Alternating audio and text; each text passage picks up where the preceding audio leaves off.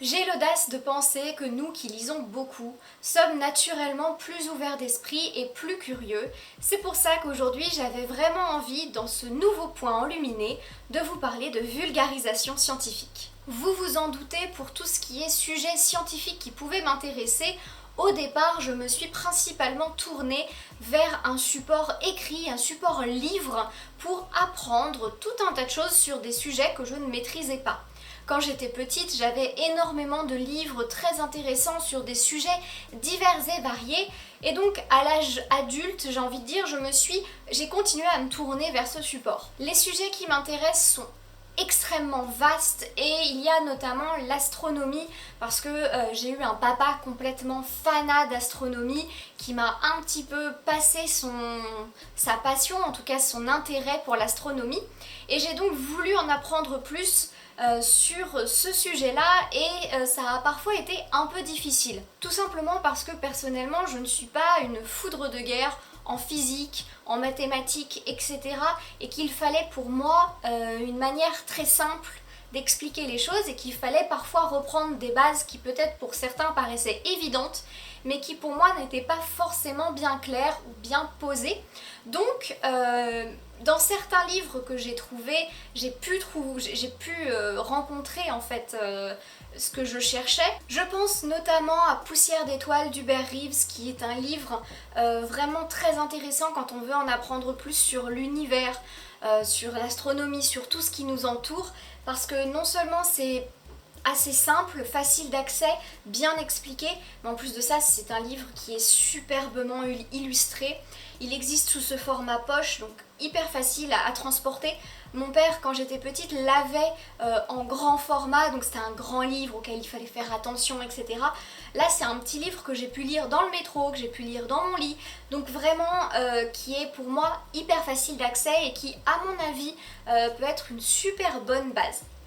Seulement voilà, j'ai aussi essayé de lire d'autres livres comme évidemment La brève histoire du temps de Stephen Hawking, mais c'était parfois quand même un peu difficile pour moi, pas toujours accessible. Ça me demandait en fait beaucoup plus de concentration, beaucoup plus d'être très happé par ce qui était en train de se dire et un peu comme pour les essais, quand ça ne raconte pas d'histoire, je peux avoir du mal à rester concentrée sur un livre comme ça. Donc je me suis tournée principalement vers un support vidéo qui me semblait beaucoup plus intéressant pour moi et plus accessible pour ma manière d'apprendre et de comprendre. J'ai envie de dire évidemment le premier support vidéo que j'ai trouvé et qui m'a convenu, c'est la série Cosmos qui est racontée par Neil deGrasse Tyson qui est un astrophysicien. Donc ça c'est pour la version actuelle, mais c'est une série qui existait déjà avant, qui a été créée dans les années 80 par Carl Sagan, qui est également quelqu'un qui a fait énormément pour la vulgarisation scientifique, qui a écrit des livres, qui a créé cette série Cosmos. Et pour le coup, je trouve que c'est une série, si vous voulez en apprendre plus sur l'infiniment grand et l'infiniment petit, qui va être extrêmement intéressante. Chaque épisode va être vraiment axé sur soit l'infiniment grand, soit l'infiniment petit. Parfois les deux vont se rejoindre, donc vraiment j'ai trouvé que c'était très bien fait. On alterne entre les moments qui vont être des reproductions, disons des vues imaginaires souvent, parce que par exemple il n'y a que depuis récemment qu'on a eu une photo d'un trou noir, donc quand on voit par exemple une image de trou noir, c'est pas des choses qu'on a vraiment filmées, mais en tout cas des vues d'artistes, j'ai envie de dire, qui permettent de donner une idée à quoi ça ressemble. J'ai vraiment beaucoup aimé ces moments-là. J'ai aussi beaucoup aimé parce qu'il y a des moments où on parle de l'histoire, de choses qui se sont passées il y a très longtemps et de découvertes faites il y a très longtemps. Et là, c'est souvent en dessin animé. Et tout ça, vraiment très très bien narré par Neil deGrasse Tyson, qui est, je trouve, quelqu'un de très intéressant et de très captivant. Donc voilà, j'ai trouvé que c'était une série qui était très bien réalisée, qui était vraiment bien expliquée, simple d'accès, intelligente, intéressante. Et vraiment, là, on vous parle de manière très simple sur des bases. Enfin, on part pas du principe que vous avez déjà des bases. C'est vraiment à la portée de tout le monde et ça j'ai vraiment trouvé ça génial. Donc pour le coup je vous invite vraiment à essayer de voir cette série. Alors pendant un moment elle était sur Netflix, j'ai vérifié et elle a été supprimée, je trouve ça hyper dommage. Mais bon, pour le coup vous pouvez la trouver facilement en DVD ou en Blu-ray. Je pense que vous pouvez la trouver peut-être en streaming ou je ne sais pas. Mais en tout cas vraiment c'est une série que je vous invite à regarder parce que si vous voulez en fait en apprendre un peu plus sur tout ce qui vous entoure, pour mieux comprendre ce qui vous entoure et faire du lien quand même avec des choses que vous avez pu apprendre à l'école ou des choses que vous avez pu constater en fait dans la vie de tous les jours, et ben c'est vraiment une série qui va être fondatrice à mon avis parmi tout ce qui est audiovisuel en termes de vulgarisation scientifique. Mais évidemment en support vidéo il y a bien sûr YouTube et je vais notamment vous parler de 3 créatrices de vidéos de vulgarisation scientifique que j'apprécie particulièrement. Je me fais un petit kiff là tout de suite en ne présentant que des chaînes tenues par des femmes pour la bonne et simple raison que je les trouve assez peu représentées et c'est vraiment dommage parce que clairement il y a du contenu très beau et très intéressant. Donc je pense que c'est vraiment l'occasion d'aller voir ces chaînes-là. Florence Porcel est une jeune femme qui a plusieurs casquettes puisqu'elle va être à la fois chroniqueuse, vidéaste, autrice, et surtout je pense que ce qu'on peut dire d'elle c'est qu'elle est passionnée notamment par l'astronomie parce qu'elle va en parler d'une manière vraiment prenante.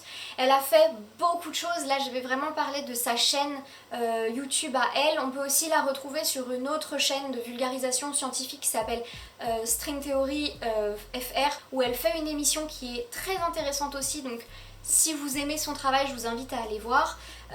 Florence Porcel, c'est vraiment quelqu'un que j'apprécie beaucoup à regarder parce que, pareil, elle explique hyper bien. Elle est vraiment très didactique et je trouve qu'elle arrive à transmettre sa passion d'une manière extraordinaire. Donc, pour tout ce qui est astronomie, vraiment, je trouve que c'est elle qui va le mieux représenter cette partie-là de la vulgarisation scientifique sur YouTube. Je vous invite également à la suivre sur les réseaux sociaux, notamment sur Twitter, parce que dès qu'il y a une découverte ou dès qu'il y a quelque chose d'intéressant dans cet univers-là, elle va tout de suite en parler et c'est toujours un plaisir de suivre en fait ses réactions sur Twitter par rapport à des découvertes extraordinaires, notamment récemment quand il y a eu la photographie du trou noir, c'était un plaisir de suivre ses réactions sur Twitter parce qu'elle était très émue et que je trouve qu'elle a une manière extrêmement intéressante et vraiment très belle de transmettre sa passion, de transmettre sa manière d'aimer l'univers et d'en être vraiment impressionnée, je crois, par tout ce qu'il est capable de faire. Elle a aussi fait des vidéos que je trouve très intéressantes, notamment sur l'exoconférence d'Alexandre Astier. C'est un spectacle que j'ai vu 2 fois et je peux vous assurer que quand vous êtes aussi passionné par ces thématiques-là, j'ai trouvé que c'était un petit bijou.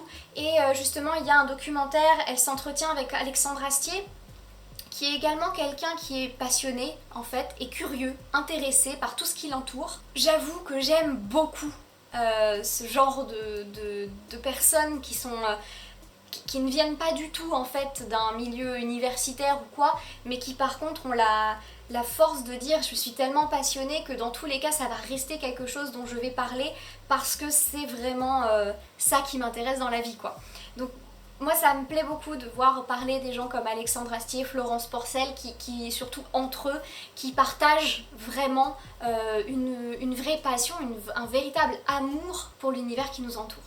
En plus de ça, je trouve qu'elle parle de l'astrophysique avec beaucoup d'enthousiasme. Ce sont des vidéos dynamiques qui sont pleines d'humour et de son côté très pétillant, donc c'est hyper agréable à regarder. Moi j'aime beaucoup ces vidéos qui s'appellent CQFD, qui sont des vidéos d'un format assez court mais qui expliquent vraiment très bien une notion. Donc vraiment, pour le coup, je vous invite à aller voir la chaîne de Florence Porcel. Je vous mets de toute façon en barre d'infos tous les liens vers les 3 chaînes dont je vais vous parler. On sort complètement de l'astrophysique pour se diriger plutôt vers l'histoire et l'archéologie avec une deuxième chaîne qui sont les Revues du Monde, qui est tenue par une jeune femme du nom de Charlie d'Angers et qui va parler d'histoire et d'archéologie. Là aussi, elle nous partage très simplement sa passion pour ces disciplines qu'elle trouve très intéressantes, et moi aussi. Clairement, à l'école, tout ce qui était histoire, ça ne m'a jamais intéressée parce que je trouvais que c'était mal mené et qu'on nous donnait pas en fait envie de s'y intéresser. Et c'est plus tard que j'ai découvert que en fait, c'était vraiment passionnant. Ce que j'aime beaucoup avec le travail de Charlie d'Angers, c'est que clairement, elle est excessivement scrupuleuse sur la documentation qu'elle va préparer en amont de ses vidéos et bien vérifier ses sources, bien vérifier ses informations. C'est évident mais essentiel pour faire une bonne chaîne de vulgarisation scientifique, que ce soit archéologie ou complètement autre chose. Et il faut vraiment, à mon avis, être très rigoureux sur ce genre de choses. Et j'aime beaucoup Charlie d'Angers pour ça, parce qu'elle invite toujours à se questionner quand on a lu quelque chose, ou voilà, à se questionner sur les sources de cette information. Je pense qu'avec Internet, c'est ça qui est le plus difficile parfois, de vraiment être au courant de ce qu'on lit, d'aller des fois détricoter un petit peu une information pour voir qui est au bout et qui en est à l'origine pour être sûr de ce qui a bien été dit. Donc pour le coup, ça c'est quelque chose que j'apprécie énormément. Moi j'ai découvert sa chaîne il n'y a pas si longtemps que ça finalement avec une vidéo sur l'histoire des règles et j'avais trouvé ça très intéressant. Et ce que j'aime beaucoup avec Charlie d'Angers, c'est qu'en général elle relie l'histoire avec d'autres sujets, par exemple le féminisme ou alors l'écologie ou alors voilà d'autres sujets qui peuvent moi m'intéresser, donc forcément ça me parle. J'aime vraiment beaucoup cette chaîne des revues du monde. Bon, comme toutes les autres chaînes que je vous présente, clairement c'est des gens qui sont déjà très connus. Hein. Ce n'est pas moi qui vais amener des followers à cette personne, mais c'est pas grave. C'est vraiment des chaînes que je vous invite à découvrir si vous ne les connaissez pas, parce que elles apprennent vraiment quelque chose. Et par exemple, c'est très bête, mais ce sont des formats courts. Et par exemple, il m'arrive souvent de regarder les revues du monde pendant que je me maquille. Parce que voilà, ça me permet d'écouter et de m'informer tout en faisant autre chose. Et j'aime beaucoup donc les vidéos des revues du monde pour ça, parce que je trouve qu'elle est très claire. Il n'y a pas forcément besoin de faire des schémas ou de montrer des photos. Tout ce qu'elle explique est très parlant, donc je trouve que c'est très fluide et agréable.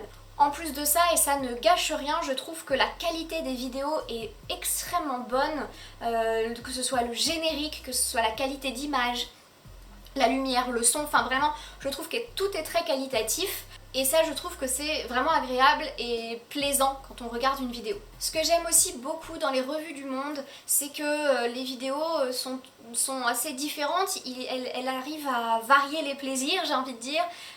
Récemment, elle a fait une vidéo, je crois, c'est avec National Geographic, elle est partie. Donc c'est très intéressant parce que voilà, c'était sur l'Islande, sur une expédition un peu ratée. Mais qui est voilà, très intéressante à découvrir. Il y a des vidéos où voilà, elle est assise en face de la caméra pour expliquer quelque chose, il y a des vidéos où elle montre des choses, enfin voilà, elle est invitée régulièrement à faire des vidéos sur des choses ou d'autres, et je trouve sur des sujets ou d'autres, et je trouve que c'est vraiment très chouette parce que du coup on ne s'ennuie pas, on se dit pas oui bon c'est encore une vidéo comme ça, non. Il y a toujours plein de nouveautés et je vous invite, si vous ne le faites pas encore, à la suivre également sur Instagram ou Twitter. Mais personnellement, je suis surtout sur Instagram parce qu'elle poste régulièrement des photos d'art, des choses qui lui plaisent, en parlant, en expliquant des choses. Et je trouve que c'est très intéressant aussi et que c'est un très bon complément à sa chaîne YouTube.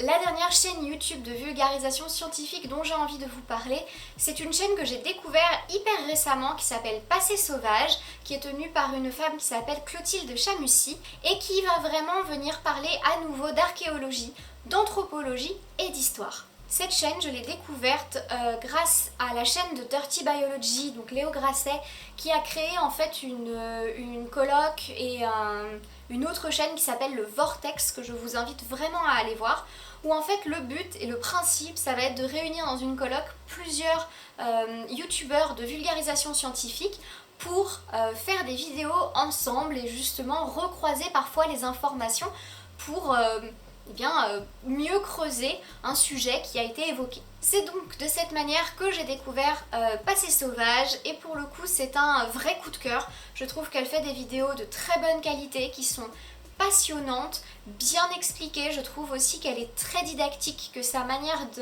de s'exprimer montre vraiment qu'elle maîtrise son sujet et que c'est facile pour elle de l'expliquer et donc du coup je trouve que c'est facile pour nous de la comprendre. Je trouve que vraiment on voit sa maîtrise parce que sans jamais aucune hésitation et sans chercher ses mots, elle explique toujours d'une manière très fluide et intéressante et intelligible pour ceux qui ne sont pas forcément connaisseurs. Elle va vraiment réussir à mettre de côté le fait qu'elle sait et que ça coule de source parce que parfois quand on maîtrise vraiment bien un sujet, on a tendance à penser que le savoir coule de source alors qu'en face on a des profanes, des novices qui pour le coup n'ont pas la moindre idée de quoi on parle et elle justement elle arrive très bien à être intelligible et compréhensible pour tout le monde et à vraiment reprendre les bases pour être sûr que tout le monde puisse suivre correctement ses vidéos. Donc ça moi je trouve ça hyper intéressant et ce que j'aime bien dans ces vidéos c'est qu'elle va vraiment venir casser le mythe un peu de l'archéologue, aventurier, etc. et qu'elle va venir parler un peu plus peut-être de ce que c'est vraiment le métier d'archéologue, de ce que c'est vraiment de faire des recherches sur l'histoire. Donc ça je trouve ça très pertinent et intéressant. Je pense que ça c'est une des choses qu'Internet peut nous offrir, c'est une vision plus claire et plus réaliste de certaines choses. Et je trouve donc que dans ces vidéos, elle va venir expliquer en ayant quand même un avis sur la question sans pour autant biaiser sa vidéo. Elle reste quand même assez neutre, mais on sent souvent qu'elle va avoir un avis sur la question ou en tout cas qu'elle veut orienter sa chaîne vers des sujets qui peuvent être intéressants. Il y a une vidéo notamment sur le féminisme avec les statuts il me semble et qui est très intéressante. Donc je pense un peu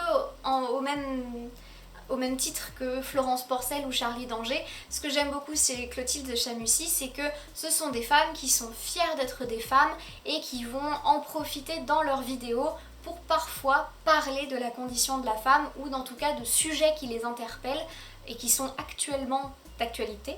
Donc à nouveau je vous invite à aller voir la chaîne de Passé Sauvage et si vous avez l'occasion aussi d'aller voir la chaîne du Vortex qui est vraiment passionnante. Il y a notamment, je vous parlais de Dirty Biology qui est vraiment une chaîne que j'affectionne tout particulièrement aussi. Je n'en parlerai pas ici aujourd'hui étant donné que j'ai décidé de vraiment parler des femmes, mais si vous allez voir le Vortex, vous allez en entendre parler et vous allez voir que c'est plutôt intéressant aussi. Tout ça, ce sont des chaînes YouTube que je trouve vraiment passionnantes et intéressantes, vous l'aurez compris. Ce sont trois jeunes femmes qui arrivent à communiquer leur amour d'un thème, d'une thématique, d'un univers et je trouve ça fascinant que ce soit l'astrophysique, que ce soit l'archéologie, l'histoire, bref, moi je trouve que c'est toujours passionnant en fait de recevoir le savoir de quelqu'un de passionné. Je trouve que ça c'est justement un des plus bel aspect d'internet parce qu'aujourd'hui on peut avoir accès à des informations qui ne seront plus vraiment destinées qu'à une élite, mais au contraire on peut avoir accès à une information intéressante, une information vérifiable et vraiment quelque chose qui va permettre de se développer, de se cultiver. Pour moi aujourd'hui avec internet c'est quasiment impossible, voire dommageable, de ne pas se cultiver et de ne pas se renseigner sur des sujets qui sont extrêmement importants pour l'humanité puisque que ce soit l'astrophysique et le monde qui nous entoure ou notre histoire, je pense que c'est essentiel à notre construction de savoir tout ce qu'il y a autour de nous et tout ce qui fait qui nous sommes. C'est donc dans cette même intention que je vais vous parler d'une dernière série qui vient juste d'arriver, enfin assez récemment en tout cas, sur Netflix. Il s'agit tout simplement de Notre planète. une série qui, comme son nom l'indique, va parler de notre planète. C'est donc une série documentaire qui est vraiment extraordinairement belle et je trouve qu'en fait là on a monté le documentaire animalier d'un cran avec les technologies actuelles. On est loin du documentaire animalier un peu pénible et avec des images pas toujours géniales, avec juste de la brousse partout autour. Non, là on est vraiment dans une série d'une qualité exceptionnelle, c'est beau, c'est intéressant, c'est intelligent. Et pour le coup, ça va venir parler d'un sujet qui, moi, me touche profondément, l'écologie. Donc moi, ce que j'ai beaucoup aimé dans Notre planète, c'est qu'en fait, la série vient expliquer, vient montrer des lieux, et notamment en se basant sur le milieu. Pas par exemple, alors la catégorie des fauves, la catégorie, etc. Mais plutôt se baser sur un lieu, dans tel milieu, qu'est-ce qu'on trouve comme faune et comme flore, dans ce milieu, qu'est-ce qu'on trouve comme faune et comme flore, etc. Donc j'ai trouvé déjà que la construction était vraiment intéressante. Et en plus de ça, voilà, on vient vraiment donner à entendre toutes les choses magnifiques qui méritent d'être préservées, toutes les choses extraordinaires qu'abrite notre planète et qui méritent amplement qu'on les protège, qu'on les guérisse pour certaines. Ça permet aussi parfois de prendre conscience à quel point c'est alarmant, la situation dans laquelle on est, mais aussi, parce que ça aurait pu être un peu trop déprimant, de montrer au contraire que la nature est très résiliente et que si on fait ce qu'il faut, ça peut s'arranger.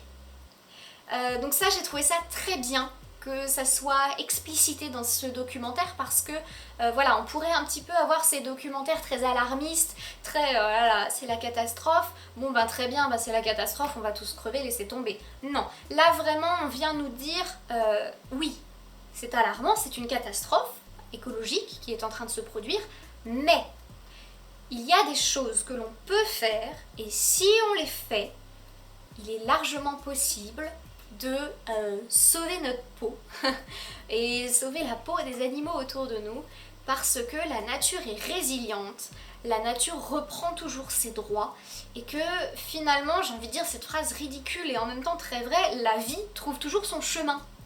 Et c'est extrêmement vrai, on le voit, il y a un moment où il parle des océans notamment, enfin bon, il y a vraiment, il parle du site de Tchernobyl aussi, c'est quelque chose d'extrême, enfin moi c'est un épisode qui m'a beaucoup marqué, donc vraiment il y a des choses extrêmement intéressantes et je vous invite à regarder cette série sur Netflix, Notre planète. Là pour le coup les épisodes sont assez longs mais il y en a assez peu, donc voilà, puis franchement vous allez en prendre plein les yeux parce que je me dis qu'avec les caméras actuelles, avec toute la technologie actuelle qu'on a, c'était évident mais j'avais pas pensé qu'on pouvait faire des choses, des créations aussi magnifiques sur cette nature tellement magnifique qui nous entoure. Je pense que là pour le coup si vous voulez voir des belles couleurs, si vous voulez voir des belles actions, des beaux animaux, des animaux qui font des choses extraordinaires. Enfin, j'ai un souvenir d'un des premiers épisodes où on voit les baleines qui chassent en faisant remonter des bulles d'eau à la surface.